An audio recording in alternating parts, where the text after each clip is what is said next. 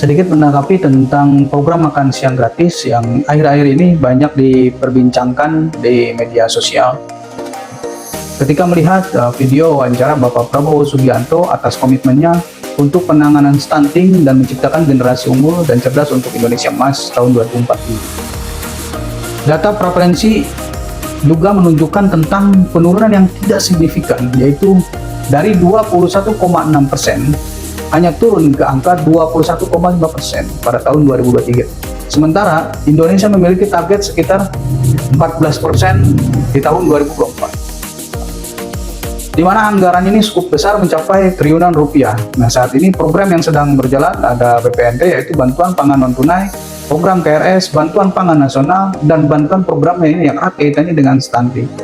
Namun pada kenyataannya tak berbanding lurus dengan penurunan stunting. Kita lihat fakta Indonesia sebagian besar masyarakatnya berpendidikan SMP,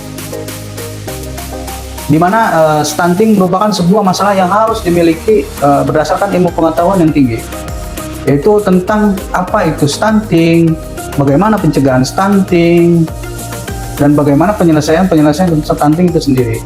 Yang arenanya bukan hanya di pengetahuan, melainkan di perilaku.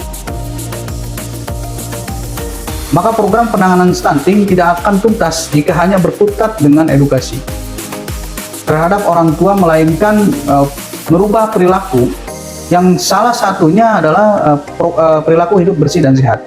Dengan itu, maka jika sebagian besar masyarakat berpendidikan SMP, maka dalam penanganan stunting akan menjadi efektif dengan pemberian langsung kepada anak sekolah, ibu hamil, ibu menyusui, karena program makan siang menjadikan gerakan perilaku konsumsi masakan yang bergizi dan sehat.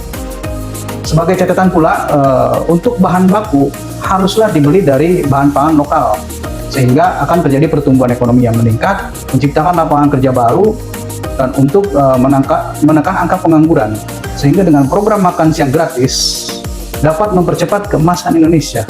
Nah, jadi beriringan dengan penanganan stunting, juga pertumbuhan ekonomi semakin meningkat di daerah. Nah, makanya kita harus mendukung penuh tentang program makan siang gratis ini untuk anak sekolah, untuk ibu hamil, untuk ibu menyusui. Karena bagaimanapun stunting tidak bisa diselesaikan dengan hanya masalah edukasi, promosi kesehatan, karena dari perilaku itu sendiri dalam teorinya itu harus pertama itu tahu, kemudian ketika sudah tahu, kemudian menjadi mau, dan kemudian menjadi mampu.